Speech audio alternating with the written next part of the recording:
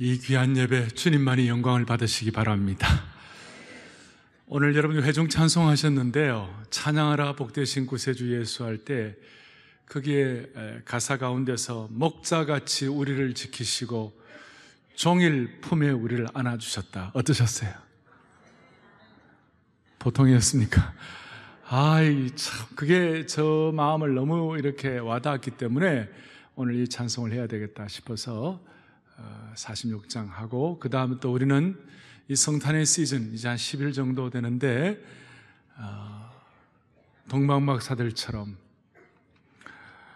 거룩하신 우리 구주께 우리의 예물을 드리며 동방박사 본을 받아 우리도 정말 그렇게 살기를 원하는 마음으로 하는 그런 좀 이 시즌에 걸맞는 기쁨과 감사와 능력을 주시기를 바라요. 주님이 우리의 목자 되신다는 말은 우리가 주님의 사랑을, 목자의 사랑을 믿는다는 말이고, 또 주님의 목자 되신 주님이 우리의 삶에 인도하시는 주님의 능력을 믿는다는 말이에요. 그래서 사랑과 능력이 우리의 믿음의 핵심 중에 하나예요. 사랑하는 여러분, 오늘 예배 주님의 사랑과 주님의 능력을 체험하는 그런 예배 되기를 간절히 사모합니다. 오늘 본문은 요한복음 1장 1절부터 오늘 14절이 특별히 본문은 요한복음의 서론에 관한 부분입니다. 오늘 요한복음 강해를 24번째 하는데요, 서론을 1장을 24번째 하는 게 좀 이상하지 않습니까?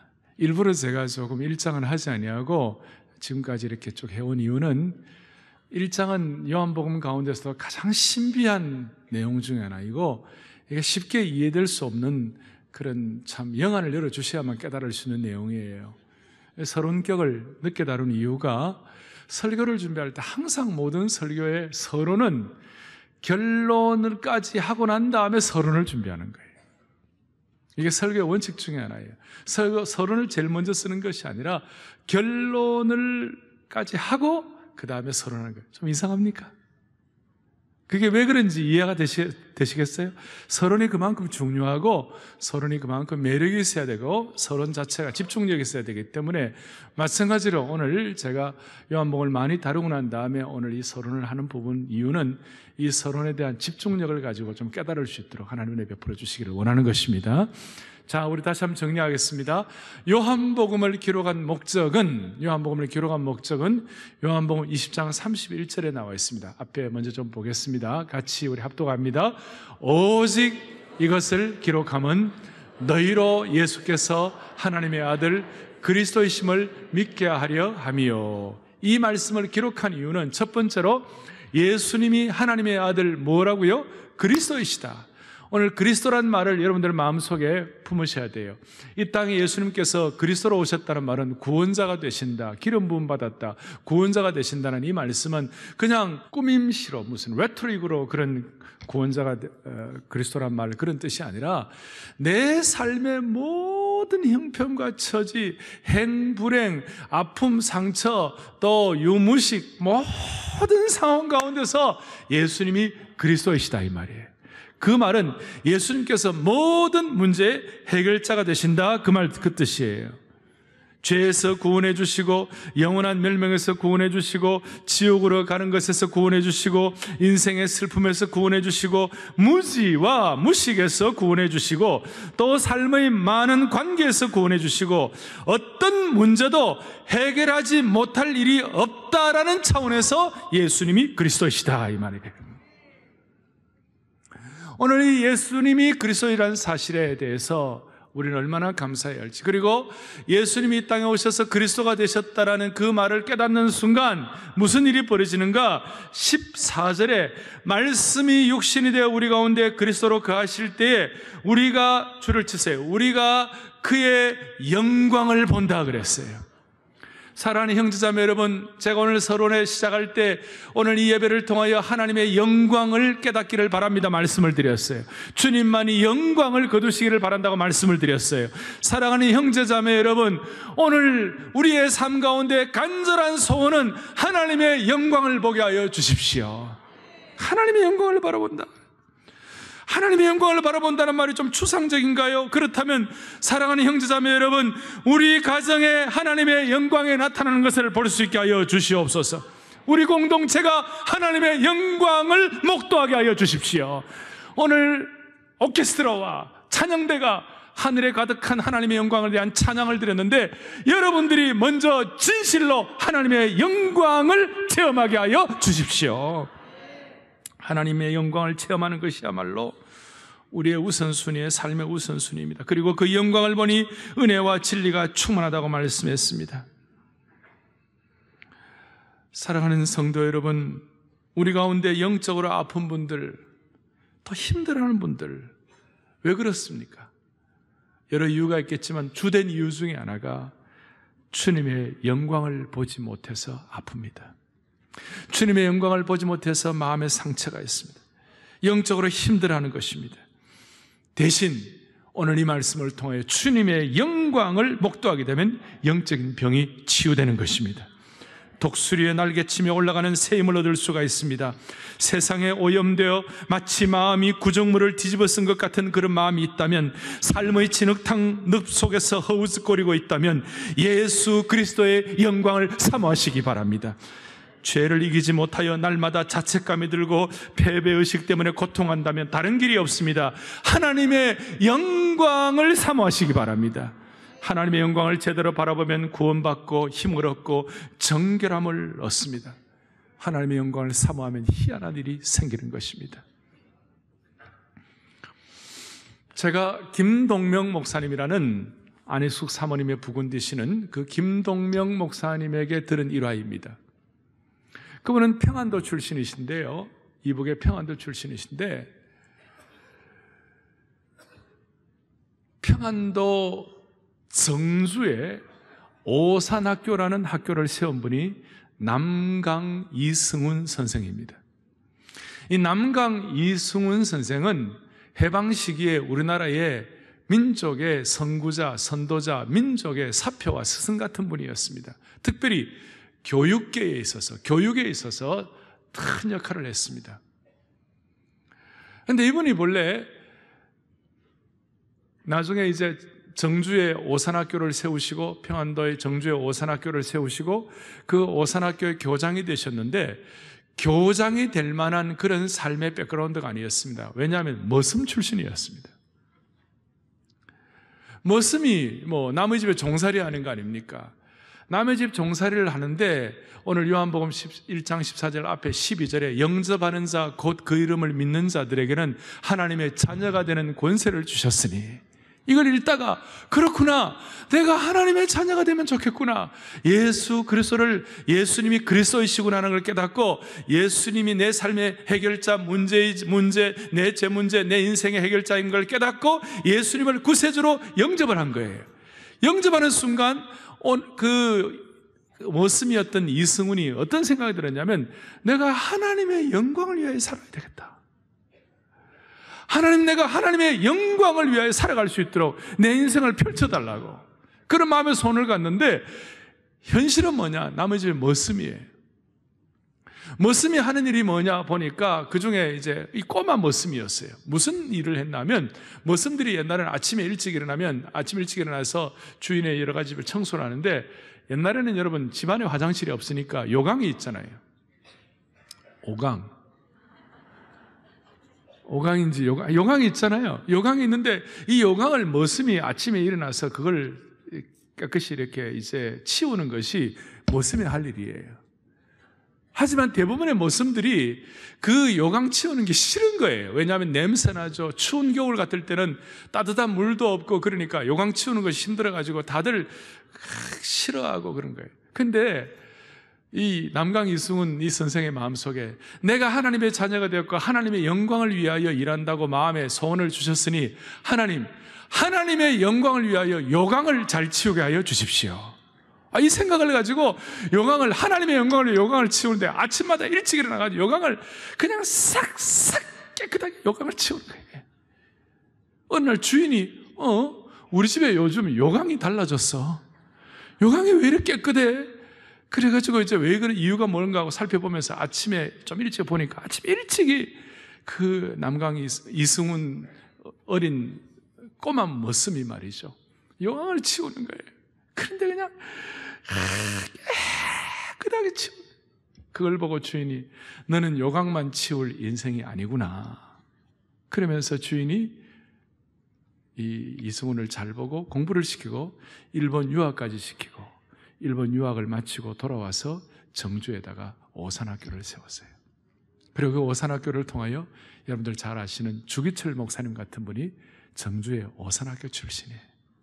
이분이 자주자주 교장 훈시를 하는데 교장 훈시를 어떻게 하나 올라가고 여러분 나는 머슴 출신이었어요. 그런데 하나님의 영광을 위하여 요강을 잘 치워가지고 교장이 되었습니다. 나는 요강 때문에 교장이 된 사람입니다. 여러분도 하나님의 영광을 위해 사시기 바랍니다. 아주 유명한 그런 일화예요. 여러분 새 차원으로 올라가, 이 요강이 새 차원으로 올라간 거예요. 새로운 패러다임으로 올라간 거예요.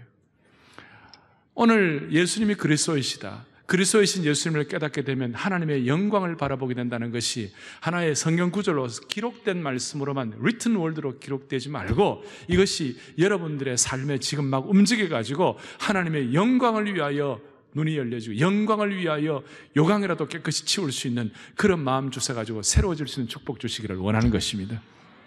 구약에도 똑같아요. 구약에 하나님의 영광을 체험한 사람들이 많지만 대표적으로 요셉이 있어요. 요셉은 생각을 해보세요. 무슨 잘못이 있어요? 그런데 애굽의 종살이로 팔려간 거예요. 애굽의 노예가 되었어요. 생각할수록 치가 떨리는 일이에요. 내가 뭘 잘못했느냐고, 저 형들 저럴 수가 있느냐고. 그러면서 형들 내가 언젠가는 내가 형들 한번 원수를 갚으리라 이렇게 생각한 것이 아니고 이 가운데 내가 어떻게 하면 하나님의 영광을 위해 살 수 없을까? 그 마음을 하나님이 요셉에게 주셔서 요셉이 노예로 살아도 하나님의 영광을 위하여 최선을 다했을 거예요. 그러니까 그 노예 가운데서도 가정 총무가 되고 최고가 됐어요. 멋지게 헌신했죠. 하나님의 영광을 통하여 하나님의 영광을 참 갖고 그렇게 했는데 총무됐는데 답은 또 뭐냐? 더 내려가는 거예요. 죄수로 내려가는 거예요. 그 보디발의 안에 생각할수록 막 화가 나죠. 화를 내고 마음속에 막 그냥 상처받고. 여러분 그게 아니고 요셉은 하나님의 영광이 무엇인지를 깨달았어요. 하나님의 영광이 그게 뭐냐? 내가 어떻게 하면 하나님을 좀 더 기쁘시게 할까? 내가 어떻게 하면 하나님께 영광을 돌릴 수 있을까? 내가 처한 이 형편에서도 이 시간에 어떻게 하면 하나님께 영광을 돌리고 하나님께 감사하고 하나님을 기쁘시게 할까? 어떻게 하면 주님 앞에 더 반응할까? 이걸 가지고 막 감옥살이 하면서 그 감옥에서 정말 제대로 역할을 감당하고 나중에 총리 대신이 될 수 있는 기반을 마련한 것입니다. 여러분 이거 다 아는 내용이지만 안다는 것과 하나님의 영광을 보고 체험한다는 것과 다른 차원이에요. 우리 앞에 있는 요강이 뭔지 몰라요. 그렇지만 하나님의 영광을 위해 닦으시기를 바라시는 거예요. 내가 당한 수모와 고통 때문에 종살이하고 내가 당한 수모와 고통 때문에 감옥 생활하는 것처럼 아픔이 있을 수 있어요. 그런데 그거 해결하는 방법은 하나님의 영광의 눈이 열리는 것입니다. 새 차원으로 이동하는 것입니다. 영적인 새로운 어떤 이런 말이에요. 하이퍼 컨버전스라고 있는데요. 초융합의 세계로 올라가는데 이 시대가 이제는 포스트 모더니즘도 뛰어넘어갔어요. 이제는 그 시대에 뛰어넘어요. 이 초융합의 세계에 우리가 이겨낼 수 있는 방법이 무엇일까? 그리고 우리가 당한 어려움들 가운데서 그거 신음하지 아니하고 내가 어떻게 하면 하나님의 영광을 목도할 수 있을 것인가? 어떻게 하면 하나님의 영광을 위해 살아갈 수 있을 것인가? 하나님을 기뻐하고 하나님께 더 감사하는 가운데 여러분 앞에 새로운 차원의 세계가 열리기를 바랍니다. 그것이 하나님의 영광을 목도하는 것이에요. 이 하나님의 영광을 목도하기 위해서는 우리에게 몇 가지 중요한 일이 있습니다. 그것이 뭐냐? 오늘 1절부터 4절 사이에 나타나 있는 예수 그리스도가 어떤 분이신지를 우리가 깨달아야 되는 거예요. 예수 그리스도가 어떤 분이실까? 오늘 1절에 이렇게 나와 있어요. 한 세 가지만 제가 간략히 요약해서 정리를 드릴 테니까 이 세 가지를 통하여 예수 그리스도를 제대로 깨닫고 이 예수님을 제대로 깨닫는 가운데서 여러분들이 하나님의 은혜를 경험하기를 바랍니다. 하나님의 영광을 바라보니 뭐라고 했으면 14절에 아버지의 독생자의 영광이요 은혜와 진리가 충만하더라. 은혜와 진리가 무엇인지 한꺼번에 다 우리가 해석할 수는 없지만, 그러나 몇 가지, 제가 세 가지를 정리하는 가운데 이것이 여러분들에게 은혜가 되기를 바라고, 이것이 여러분들에게 진리로 깨달아지기를 바라는 것입니다. 인간의 이성 이상을 뛰어넘은 하나님의 진리의 눈이 열리면 좋겠어요. 1절, 태초에 말씀이 계시니라. 이 말씀이 하나님과 함께 계셨으니 이 말씀은 곧 하나님이시니라. 오늘 이 말씀을 제가 이 24번째에야 비로소 다루는 이유가 여기 있어요. 태초라는 이 태초는 창세기 1장 1절에 나타나는 오늘 천지 창조의 태초가 아니에요. 이 창세기 1장 1절의 우주 만물의 태초가 아니에요. 이 태초는 어떤 태초인가? 영원전의 태초예요. 이 태초는 영원의 태초예요. 우주 만물 창조하기 이전과는 비교가 안 되는 그 영원전의 태초예요. 그 태초에 말씀이 계셨어요. 이 말씀이 바로 예수 그리스도세요. 이 말씀이 예수 그리스도이신데, 이 말씀이 누구와? 하나님과, 그 다음 줄 것이 함께 그랬어요. 하나님과 같은이라고 말하지 않았어요. 다른 인격이에요.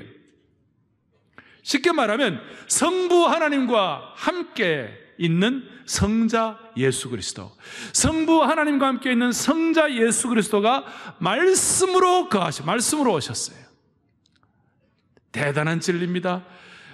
저 어디 들어가고 동굴 속에서 면벽 군연을 하고 돌을 닦고 온갖 세상의 도와 진리를 깨우쳐도 깨우칠 수 없는 걸 지금 깨닫는 것이에요. 태초에, 어떤 태초인가? 영원전의 태초에 예수 그리스도께서 말씀으로 하나님과 함께, 성자 예수 그리스도가 성부 하나님과 함께 계시는데, 이 말씀이 곧 하나님이시다. 따라서 이렇게 말할 수 있습니다. 예수 그리스도는 태초에 말씀으로 하나님과 함께 계셨다. 그리고 예수 그리스도는 태초에 말씀으로 오신 하나님이시다. 그리고 예수 그리스도는 참된 하나님이시다. 이걸 깨닫는 순간 하나님의 영광의 눈이 열린다는 것입니다. 특별히 예수 그리스도는 태초에 말씀으로 하나님과 함께 계셨다. 이 말씀이 중요한 거예요. 헬라어로의 말씀은 로고스라는 말씀인데, 이 로고스는 어떤 뜻인가? 하나님의 심정을 우리에게 펼치는 것이 말씀으로 표현된 것이에요. 여러분, 제가 설교를 하고 있어요. 제 심정에 많은 생각들이 있어요. 그런데 이걸 여러분들이 어떻게 알 수가 있어요? 제가 오늘 설교를 준비했어요. 제 마음속에 심정으로 준비를 했어요. 제 생각으로 준비를 했어요. 여러분들이 어떻게 아세요? 말씀을 통하여 나가야 여러분들이 그걸 깨닫는 것이에요. 말씀을 통해서 제가 생각으로 갖고 있는 이 메시지를 여러분들에게 전달이 되는 거예요. 하나님은 우리를 사랑하시고 우리에게 능력을 주시고 목자의 심정을 가지고 참으로 우리의 목자가 되셔서 영원토록 우리를 인도하시기를 원하시는 하나님이신데, 그 하나님의 그 심정과 생각을 어떻게 우리가 알 수가 있어요? 다른 것이 아니에요. 어떻게 알 수가 있어요? 예수님이 말씀이 되셔서 오셔서 예수님을 통하여 하나님을 깨달을 수 있는 것이에요. 할렐루야. 따라서 오늘 여러분들의 마음속에 말씀으로 오신 그분이 바로 예수 그리스도이시다. 하나님의 심정을 깨닫도록 말씀을 통하여 오신 그분이 바로 예수님이시다라고 깨닫는 그 순간 우리는 신앙의 고백이 일어나고 하나님의 영광의 눈이 열릴 수 있다는 사실을 믿으십시다. 이걸 깨닫고 의심 가운데 있었던 도마는 요한복음 20장 28절에 이런 고백을 합니다. 한번 보겠습니다. 같이 합독하죠. 도마가 대답하여 이르되 나의 주님이시여 나의 하나님이시니이다. 아멘. 1장 1절 태초에 말씀이 계시니라. 이 말씀이 하나님과 함께 계시으니 이 말씀은 곧 하나님이시다. 이걸 깨닫는 순간 나도 모르게 예수님이 됐어. 예수님은 나의 주님이시요 나의 하나님이십니다. 따라서 오늘 말씀은 그대로 예수님은 과연 누구이신가? 예수님은 나의 주님이시요 나의 하나님이십니다. 바울은 이걸 깨닫고 빌보스 2장 6절에 그는 근본 하나님과 같으셨다. 하나님과 같은 본체를 가지셨다. 그렇게 말씀하시고 난 다음에 이 하나님을 깨닫고 난 요한일서 5장 20절 요한이 계속 깨달은 것 다 같이 크게 우리 고백하겠습니다. 또 아는 것은 하나님의 아들이 이르러 우리에게 지각을 주사 우리로 참된 자를 알게 하신 것과 또한 우리가 참된 자 곧 그의 아들 예수 그리스도 안에 있는 것이니 그는 참 하나님이시요 영생이시라. 아멘. 예수님은 참 하나님이시요 영생이신 것을 확신합니다. 이 순간 우리의 영의 눈이 열리고 하나님의 영광을 체험할 수 있도록 도와주시는 주님을 찬양합니다. 아주 이거 제가 오늘 아주 단순하게 말씀을 드렸는데요, 깊은 진리가 포함되어 있어요. 두 번째로는 2절에 그가 태초에 하나님과 함께 계셨고, 반복하고 말씀하고 난 다음에 3절 다 같이 우리 합독하겠습니다. 만물이 그로 말미암아 지은 바 되었으니 지은 것이 하나도 그가 없이는 된 것이 없느니라. 아멘. 만물이 그가 누구는 예수 그리스도예요. 예수님으로 말미암아 지은 바가 되었다고 그랬어요. 무슨 말입니까? 예수님은 창조주이시다, 그 뜻이에요. 예수님은 조물주이시다, 이 말이에요. 예수님이 창조주 되시고 예수님이 조물주 되신 것이 하나님의 영광과 어떻게 연결이 되는 것입니까? 오늘 저와 여러분들의 삶에 예수님이 창조주이심을 선포합시다. 예수님이 우리의 삶의 조물주라는 것을 선포하도록 하십시다. 창세기 1장 1절에 보면 태초에 하나님이 천지를 창조하시니라. 땅이 혼돈하며 공허하며 흑암은 깊음 위에 있고 여호와의 신은 수면 위에 운행하시다라는 말씀이 있어요. 땅이 혼돈하고 공허하고 흑암은 깊음 위에 있지만 하나님이 창조하시고 하나님이 창조주가 되실 때 모든 어둠과 혼란과 아픔들이 모든 무질서가 물러가고 빛이 있으라 하시니 빛이 있게 되셨고, 식물이 있으라 하니까 아름다운 꽃이 형성이 되고, 또 동식물, 또 고기들이 있으라 했을 때 바다에는 고기들이 있다고, 육지에는 아름다운 꽃들이, 아름다운 식물들이, 모든 창조의 질서가 잡히게 된 것이에요. 뭘 말하느냐? 예수님이 우리의 창조주라는 사실은 오늘도 내 삶의 주님이 주인이시고 내 삶의 창조주이시기 때문에 주님께 나의 삶의 주권을 올려드려야 된다, 그 뜻이에요. 지금 내 삶이 혼란스럽고 오늘 공동체가 혼란스럽고 오늘 이 민족에 많은 무질서가 일어났다는 것은 우리의 삶의 주권을 하나님께 드리지 않는다는 것의 표현이 다름이 아니에요. 사랑하는 여러분이요, 이 연말 연시 성탄 시즌에 다시 한번 우리 개인과 가정의 주권을 주님께 올려드리십시다. 주님이 우리의 창조주이시기 때문에 그렇다는 것입니다. 주님이 우리의 주권자라는 뜻이에요. 거기에는 깊은 뜻이 또 포함되어 있어요. 1장 3절 뒤에 지은 것이 하나도 그가 없이는 된 것이 없다 그랬어요. 주님은 창조하신 것뿐만 아니라 여기에 담겨있는 뜻은 만물을 운행하시고 만물을 붙잡으시고 만물을 보존하시고 유지하신다는 뜻이 담겨있는 것이에요. 지금 주님이 이 세상을, 우주를 붙잡고 있지 않으시면 우리는 달과 조금만 더 가까워지면 우리는 다 얼어 죽는 거예요. 주님이 우리를, 이 땅을 붙잡고 계시잖아요. 우리는 태양과 조금 더 가까이 있으면 우리는 다 타 죽는 거예요. 주님이 오늘 23.5도 이 태양의 자전 공전을 통하여 딱 장악하고 계시는 거예요. 할렐루야. 장악하고 계시다는 것은 무슨 뜻이에요? 골로새서 1장 17절을 보겠어요. 17절 같이 보겠습니다. 또한 그가 만물보다 먼저 계시고 만물이 그 안에 함께 섰느니라 그랬어요. 그가 누구냐? 골로새서는 예수 그리스도 기독론을 말하는 핵심인데, 예수님이 만물보다 먼저 계시고 만물이 예수님 안에 섰다고 말씀합니다. 그게 서기들에게 1장 16절, 골로새 1장 16절 크게 있습니다. 만물이 그에게서 창조되되 땅에서 보이는 것들과 보이지 않는 것들과 혹은 왕권들이나 주권들이나 통치자들이나 권세들이나 만물이 다 그로 말미암고 그를 위하여 창조되었고, 아멘. 하늘과 땅에서 보이는 것들과 보이지 않는 것들, 모든 것들을 주님이 보존하고 계시고 주님이 유지하고 계시고 주님의 주권 아래에서 움직이고 있다는 사실을 믿으십시다. 무슨 말입니까? 우리는 피조물이에요. 주님은 창조주예요. 창조주와 피조물의 본성이 달라요. 무슨 말이냐? 우리는 창조주가 허락하신 그 창조의 프레임과 창조의 원리 안에서만 우리가 행복할 수가 있어요. 창조주 하나님의 그 프레임에서 벗어나면 그때부터 무질서가 일어나는 거예요. 예를 들어서 물고기는 물 안에서만 살아야 행복할 수 있어요. 아멘입니까? 아름다운 꽃의 나무는 그 뿌리를 흙에 내려야만 향기로운 꽃을 피울 수가 있는 거예요. 물고기가 물이 싫다고 물에서 뛰어나오고 아름다운 꽃을 피우는 나무가 흙이 싫다고 흙에서 뛰쳐나오면 말라 죽는 거예요. 왜? 창조주 하나님의 법칙이 그렇게 창조되어 있기 때문에 물고기가 하나님의 창조법, 창조주의 뜻에 살아야 행복한 것처럼 물고기가 물 안에 살아야 되는 것 같이 우리 인간도 창조주 하나님의 주권 아래 있어야 우리가 영광스럽다 이 말이에요. 사랑하는 형제자매 여러분, 우리는 하나님의 창작품입니다. 창조주의 피조물이 되는 것입니다. 그래서 우리는 오늘 이 성탄 시절에 다시 한번 우리의 마음속에 소원한 것은 이 창조 질서가 회복되게 하여 주십시오. 이 창조 질서가 이번 성탄 시즌에 회복되게 하여 주십시오. 모든 인간의 존엄도 인간의 위대함도 하나님의 창조주 하나님과의 관계 속에서 그분의 창조 질서와 섭리로 살아갈 때에만 구현될 수가 있습니다. 오늘 이 사실을 주님 안에서 확신하십시다. 그럴 때 그리스도의 영광을 바라볼 수가 있습니다. 저는 지금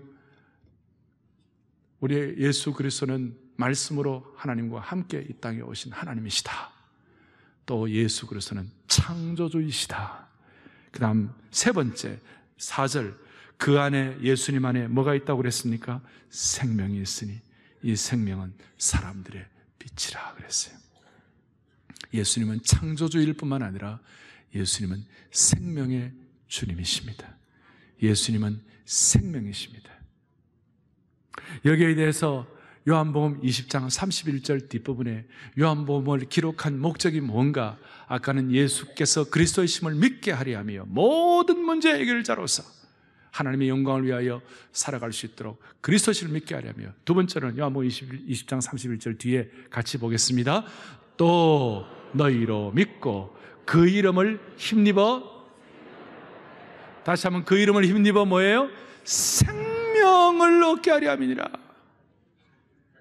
이 생명은 그냥 적당한 육신의 생명 정도가 아니에요. 이 생명은 조에라는 거예요. 신약 성경에 나타난 독특한 하나님의 단어예요. 하나님의 새로운 용어예요. 그것이 뭐냐? 새로운 생명, 육신의 생명 정도가, 육신의 생명은 헬라어로 비오스라고 그러는데 비오스가 아니라 조에예요. 이 조에가 신약 성경에 여러 번 나타나요. 신약 성경에 이 조에가 적어도 나타나는 게 135회가 나타나는데 그 중에 요한이 쓴 것이 요한복음과 요한일서에 50회 정도를 썼어요. 그러니 요한복음은 생명의 복음이요, 이 놀라운 조의 복음이라고 신비한 것이라고 말씀할 수 있어요. 무슨 말인가? 요한복음 10장 10절에 예수님이 생명의 주에 대해서 눈을 열린 사람들마다 마음속에 내가 온 것은 양으로 생명을 얻게 하고 더 풍성히 얻게 하려는 것이라. 여러분, 오늘 이 예배를 통하여 여러분 일단 세상 사람들이 말하는 정도의 생명 수준이 아니라 풍성한 생명의 역사에 눈이 열리기를 사모합니다. 풍성한 생명이에요. Abundant life예요. 새로운 생명, 예수님이 주신 생명의 풍성함. 똑같은 생명이라도 예를 들어 육신의 생명도 수준의 질적 차이가 있죠. 노쇠해가지고 주님께 부름받기 직전에 아주 아픈 그런 상황이라면 그 생명은 있지만 생명의 역동력이 좀 떨어지잖아요. 근데 티네이저들은 생명이 용솟음 치는 거예요. 그 생명의 수준이 달라요. 이 예배를 드려도 어떤 분은 풍성한 생명의 수준이 있고 어떤 분들은 겨우겨우 연명하는 수준의 생명의 수준이 있어요. 그런데 오늘 여러분들 다시 한번 마음속에 다짐합시다. 예수님 안에는 풍성한 생명이 있으니 이 생명이 여러분들의 삶에 하나님의 영광을 위한 빛이 되시기를 바라는 것입니다. 풍성한 생명이에요. 풍성한 생명. 저희 교회는 처음 36년 전에 교회를 시작할 때부터 우리는 공산권 선교와 북방 선교에 대한 꿈을 가지고 한결같이 집중을 했어요. 뭐 다른 것보다도 예수님의 생명이 중국에도 접목되게 하여 주십시오. 북한의 각 지역에도 예수님의 생명이 역사하여 주십시오. 이 소원을 가지고 북방 선교를 시작하고 연변과학 기술대학을 통하여 또 여러 북한 사역을 통하여 북한의 여러 우리 고아원들을 같이 애를 쓰고 이렇게 하면서 참 마음을 모았어요. 이제는 때가 되었어요. 생명을 살리는 것에 대해서는 타이밍을 놓치면 안 되는 것이. 그동안 애를 많이 썼는데요, 우리가 사랑광주리 사역을 통하여 앞으로 이 사역을 정부와 함께 잘 의논을 해서 우리가 이제 집중적으로 할 때 하나님께서 복음적 평화 통일의 시기를 확정시켜 주시리라고 믿는 것입니다. 사랑 강조리 사역은 생명의 떡과 연결된 것이에요. 요한복음 6장에 우리가 보리떡 얘기할 때 나는 생명의 떡이라고 주님 말씀하신 거예요. 그래서 사랑 강조리는 생명의 떡이신 예수 그리스도를 구체적으로 증거하는 사역이라고 말할 수 있어요. 생명의 떡이신 주님의 복음의 능력을 증거하는 사역이 사랑 강조리 사역이에요. 사랑 강조리 사역은 북한과 세상을 살리는 생명의 떡을 증거할 뿐만 아니라 나누는 사역이에요. 왜냐하면 요한복음 6장에 보니까 나는 생명의 떡이니 내게 오는 자는 결코 줄이지 아니할 터다 그랬어요. 이 생명의 떡 사역을 통하여 북한에 있는 형제들 예수님을 만나고 영혼까지 구원받는 위대한 결실을 맺을 수 있도록 소원하는 것입니다. 사랑 강조리 사역은 생명의 떡을 나누는 사역을 통하여 영원한 생명을 경험할 수 있도록 축복해 주시는 사역이 될 수 있도록 기도하고 있는 것이에요. 왜냐하면 요한복음 6장 58절에 보리떡 얘기하고 난 다음 주님 뭐라고 말씀하시나요? 이 떡, 이 생명의 떡을 먹는 자는 영원히 살리라고 말씀하시는 거예요. 사랑 강조리는 부르시는 주님의 부르심에 순종하여 동참하는 하나님의 백성들 여러분들과 함께 이 사역을 통하여 북한 어린이들과 함께 생명의 떡이신 예수님의 능력으로 거룩하고 영원한 생명을 경험할 수 있도록, 그래서 하나님의 섭리 가운데 복음적 평화 통일이 이루어지는 그날 생명의 보리떡으로 세워진 북한의 다음 세대들이 우리의 자녀들과 함께 이 통일된 한반도에 하나님의 나라를 확장해 갈 것이라고 믿는 것입니다. 오늘 우리는 하나님의 영광을 바라본다 그랬을 때 너무 추상적으로 다루지 마십시다. 4절에 있는 것처럼 예수님 안에 생명이 있기 때문에 이 생명의 은혜를 가지고 생명의 떡 사역을 우리가 잘 감당할 때 이 은혜를 통하여 하나님의 영광을 바라보게 하여 주시옵소서. 그런 은혜를 하나님 베풀어 주실 것입니다. 아이작 뉴턴은 가끔 태양을 한참 동안 응시했다고 합니다. 굉장히 오랜 시간 동안. 여러분, 태양을 10초만 봐도 눈이 막 머는 것 같잖아요. 그리고 태양을 한참 바라보다가 방 안에 들어가면 얼마 동안 눈먼 사람처럼 있어야만 했습니다. 눈을 떠도 태양밖에 보이지 않고 눈을 감아도 태양이 뚜렷이 보였다고 합니다. 오늘 예배를 마치고 여러분들 나가시면서 태양을 한번 잠깐 보시기 바라요. 그러면 눈을 감아도 한동안 태양의 형상이 뚜렷하게 남게 될 것이에요. 우리가 이 시간 태양을 잠깐 바라보는 그 시간 통하여 예수님이 말씀으로 오신 참 하나님이시다, 예수님이 우리의 창조주이시다, 예수님이 참으로 우리의 생명의 주인이시다, 그것이 우리의 마음속에 여운처럼 남게 되면 하나님의 영광에 대해서 눈을 뜨게 될 것이고, 하나님의 영광을 바라보는 자는 우리가 오늘 남강 이수근같이 되지는 못한다 할지라도, 우리가 요셉처럼 대단한 삶을 살지 못한다 할지라도 생명의 떡 사역을 통하여 다른 영혼들을, 북한의 형제들을 새롭게 하는 일을 통하여 하나님의 영광에 체험할 수 있도록 실질적으로 여러분들을 붙잡아 주시기를 원합니다. 저는 우리가 믿는 하나님이 그리스도이신 것을 감사합니다. 우리가 믿는 하나님은 세상의 다른 종교의 어떤 신과 다른 것입니다. 힌두교 같은 데 가보세요. 어떤 이방 종교는 가보면요, 그 신이 겁나는 신이에요. 괴물 같아요. 무슨 방맹이를 들고 사람들을 여러분 그런 거 있잖아요. 겁이 나요. 두려운 존재예요. 그래서 힌두 믿는 사람들은 아침마다 막 동물 피를 가지고 힌두 신전에 바치기도 하고, 그거 없는 사람들은 매일 아침마다 보세요. 세상의 이방 종교들한테 가보면요, 동남아 같은 데 매일 아침마다 문 밖에다가 꽃이라도 갖다 놔야 되고, 문 밖에 자기가 먹는 음식이라도 좀 갖다 놔야 되고, 매일 아침마다 신에게 뭘 바쳐야 되는 거예요. 안 그러면 겁나서 못 사는 거예요. 두려워서 인생에 살아갈 수 없어요. 오늘 무슨 재앙이 일어날까? 어떤 문제가 일어날까? 근본적인 평안이 없어요. 그런데 우리 주님은 그리스도이십니다. 하나님의 영광을 목도하게 하시는 그리스도이십니다. 우리 주님은 고귀하세요. 우리 주님은 아름다우신 분이에요. 우리 주님은 사랑이세요. 그럴 때 우리의 근본적인 평안이 있는 거예요. 오늘 이 자리에 50대, 60대, 70대, 60, 70, 80 어른들은 한 생애를 살아오면서 여러분들은 참 집안에서 책임을 져야 되고, 어릴 때부터 장남으로 아니면 가정의 일원으로 어릴 때부터 책임지는 위치에 있어가지고 늘 쫓겼어요. 입시하면서 쫓기고, 세상적인 직장에서 여러분들의 위치에서 늘 쫓기니까 마음이 늘 근본적인 짐을 갖고 있으니까 근본적인 평안이 훼손될 수가 있어요. 그런데 오늘 그 짐을 주님께 맡기세요. 주님이 그리스도이시기 때문에 하나님의 영광을 바라보며 그 짐을 주님께 다 맡겨드리세요. 5, 6, 70 어른들뿐만 아니라 20, 30대, 40대, 우리 장년 세대, 젊은이 세대도 미생, 완성되지 않는 인생 때문에 이렇게 바빠하고 갈급해하고 짐지고 투쟁하고 경쟁사회에서 여러분들에게는, 저와 여러분들에게는 근본적인 평안이 필요한 것입니다. 그 평안이 어디서 옵니까? 주님이 그리스도이시고 하나님의 영광을 바라볼 때 남강 이승훈처럼, 요셉처럼 어떻게 하나님께 영광을 드리며 살까? 이렇게 할 때 우리에게는 새로운 차원으로 올라가고, 히브리서 12장 1절을 보겠습니다. 다 같이 읽겠습니다. 모든 무거운 것과 얽매이기 쉬운 죄를 벗어버려. 여러분 다 짐을 다 벗어버리세요. 그럼 2절 보겠습니다. 2절 시작. 믿음의 주여 또 온전하게 하시니 예수를 바라. 여러분 이 시간 예수님을 바라보십시다. 주님을 바라보십시다. 주님의 영광을 바라보십시다. 그리고 주님의 영광을 바라볼 때 말씀으로 우리 가운데 거하시는 하나님이심을 믿게 되시고, 창조주 하나님께 우리의 삶의 질서의 주권을 올려드리도록 하십시다. 우리가 주님 안에서의 하나님의 백성이고 주님의 프레임 속에 살아야 되죠. 물고기가 도망가면 다 말라 죽는 것처럼 그렇게 되면 안 되는 것이죠. 그리고 생명의 주인이신 주님을 고백하시고 사랑광주리 사에게 생명의 역사가 일어나는 원천이 되게 하여 주시옵소서.